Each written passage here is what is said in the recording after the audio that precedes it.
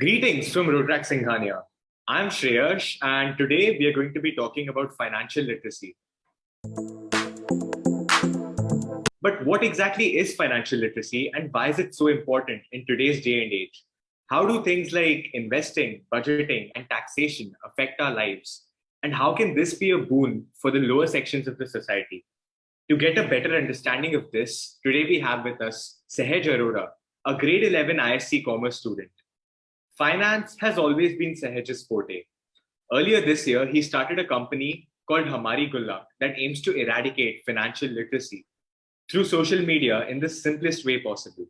So, Sahaj, tell us more about how you developed an interest towards this and what led you to form this company. So hi, yeah.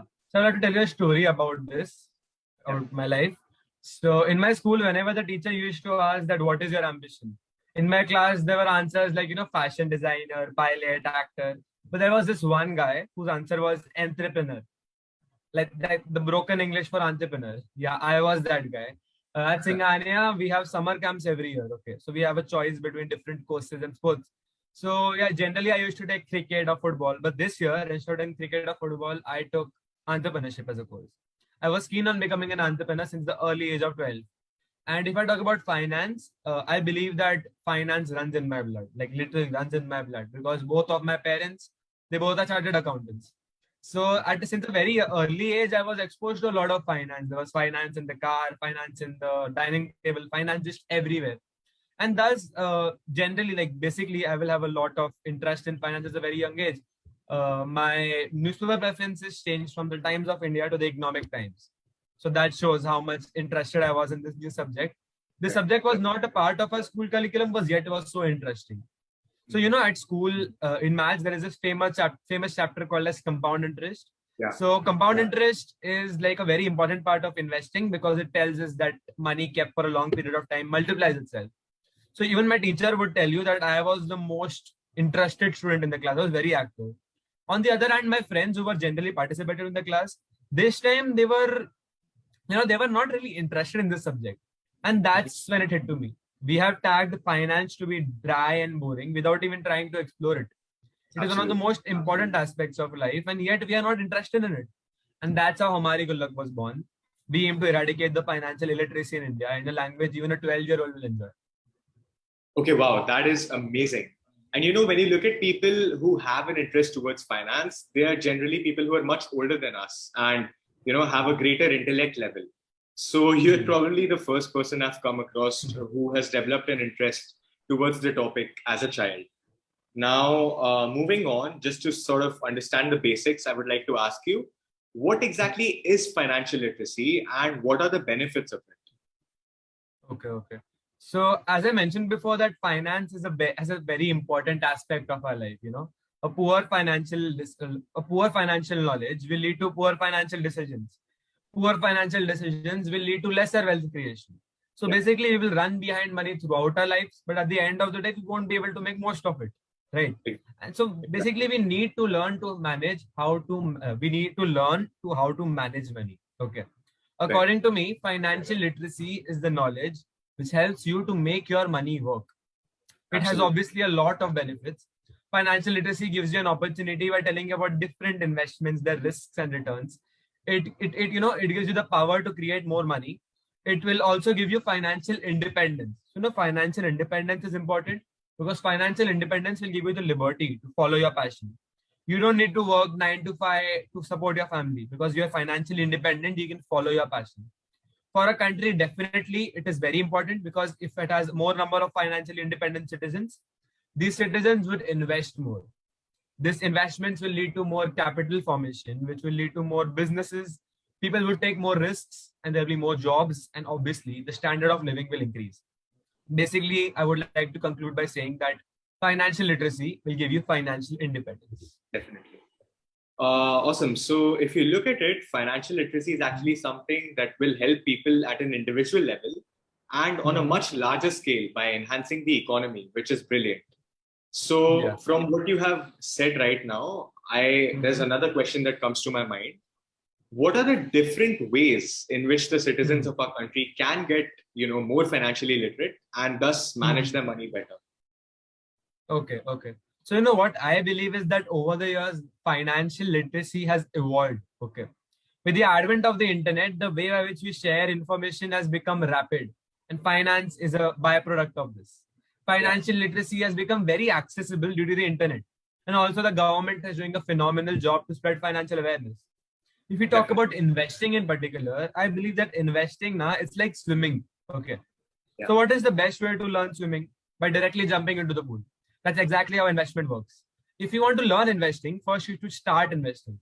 Now, I'm not telling you to, put all your life savings together in a single swing for the first time. Just start with something small. You can also start with just 500 rupees in a SIP mutual fund. That's just 500 rupees per month of an investment. Try to learn different procedures and techniques of investment.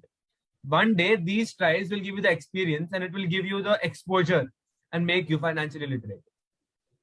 great. Sahej, and I was just thinking about this, and I'm Mhm. sure you'll agree with me here. There is a rapid increase in the technology around us, right? Everything Yeah, is getting yeah. digitized, and I think it is safe Mhm. to say that this is only going to increase in the future. Now, Definitely. keeping this in mind, do you think it is apt to say that digital financial literacy, including things such as mobile banking, UPI, or Hmm. even Hmm. cryptocurrencies for that matter, should be Yeah. given equal importance, if not more importance, than financial literacy in general? Definitely. So, digital financial literacy is the new era of financial literacy. Yeah, Okay. So, let's talk about UPI. UPI was invented in India. Okay. There is this, baseless saying since a lot of years that the countries from the East copy the countries from the West. Okay. But UPI is so innovative that in 2019, Google itself told the Federal Reserve of USA to make something like UPI to avoid problems. Okay. UPI is the most revolutionary technology to transferring money. And if we talk about cryptocurrencies, cryptocurrency is the innovation the whole world is talking about right now. Okay. It might seem a bit unstable and risky, but it should not be looked as a speculation, but only as an investment. Because, it has created a new asset class for us, basically. Okay. definitely, So definitely. technologies like these are the future of finance. And yes, I believe that these, adapting to this technology is as important as financial literacy for the new age citizens. Great. Hearing this, that UPI, such a revolutionary technology, has been invented in India, it makes me proud because Yeah. this is a technology that is actually making first world Western countries copy us, which is not something you see Exactly. a lot. It's not Yeah. something you see a lot, right? So Yeah. now, in my opinion, I personally feel that financial literacy is something that should be a very open concept and Hmm. everyone should know about it. So, Yeah. leading up to that, I would like to ask you that, in your opinion, how can we help the lower sections of the society learn more Hmm. about the world of finance? Okay. So, I guess that there is a fund which the government has started specifically for this. If I'm not wrong, it's called the Investor Education and Protection Fund. Right. So, in that way, if we give a lot of support to that, if the government puts more funds to that, it will do a phenomenal job to increase the financial awareness for the lower section of the society. So, but over the years, the government has already been doing a lot of like a fantastic job, I would like to say, in this area. They have better services, they have informative ads, and they have catchy taglines. Like, in the case of mutual funds, it just stays in your mind and you want to know more about this. So they're doing an amazing job. Moreover, in my opinion, I would like to suggest that we can start with social media. Okay. So even you would agree with me that, since like Geo has come into the picture, Geo has come into the race, the data prices have got down well below the average data price of the world. So Absolutely. basically in India, if we you would agree with me that everyone, right from our drivers to our mates, everyone has a phone and data. Here is where I believe that we can hit the bullseye and spread financial awareness to social media. True. And even in social media, that's why I believe that organizations like ours, Hamari Gulab, and so many other financial influencers can help so much to increase the financial literacy of our country. Wow, great. You mentioned the Investor Education and Protection Fund. Yeah. There's this another that brings to my mind, and this is probably going to be my last question for you now. There's this Okay. another regulatory body under the Ministry of Finance called NABARD. Now, that Yeah. particular body, that they have conducted financial literacy awareness programs for different target groups. Now, how important a step do you think this is, and what else can the government do? Okay, so the NABARD is basically the National Bank for Agriculture and Rural Development. And yeah, even I think that I have like read somewhere about the financial awareness campaigns which they have been conducting. The latest one, I guess, was in 2015. It started in 2015 in Odisha, I guess. And from there, it had gone to the nooks and corners of India, basically. And yeah, it has done an amazing job by creating the financial literacy which it has created. It has talked about the government schemes and government campaigns, and it has basically reached the grassroots of India. It is an amazing job. Moreover, I would like to suggest some ideas to the government. As I mentioned before, social media can help a lot. Government can think of, informative marketing and ad techniques to attract the youth.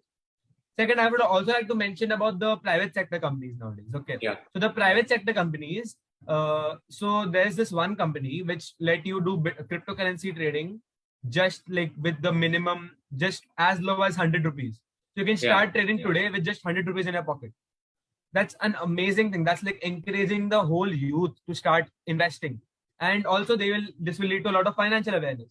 So the government can partner with these organizations, which will lead to more financial literacy. And it's an amazing thing. Okay. Definitely. And the third and the most important thing I would like to tell you is that it's high time that we give financial literacy the interest which it deserves. We need to create financial literacy as a subject in our schools. Okay. The citizens of tomorrow need to be financially literate for the development of the country. So financial literacy needs to be in our school syllabus. And the last and the most important, I would like to talk about the finance ministers of our homes. I'm talking about the women of the home.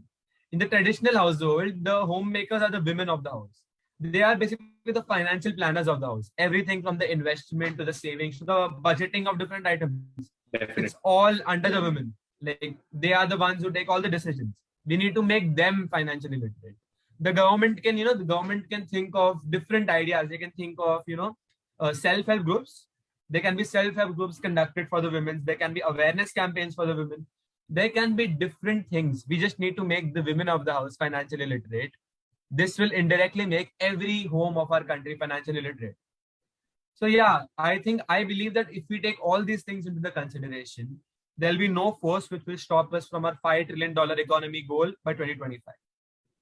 Definitely. I completely second that. And thank you so much for your insights, Sahej. It was wonderful. Now, thank you. Now that we've come to an end of this podcast, I'd like to thank everyone for listening. And of course, once again, I'd like to thank Sahej for taking time out and being with us today. It was a very informative session, and I wish you nothing but the best with Hamari Gullak. I am sure you're going to Thank you so much. Go a long way ahead and achieve everything that you have in mind. Have a great day, guys. Bye-bye.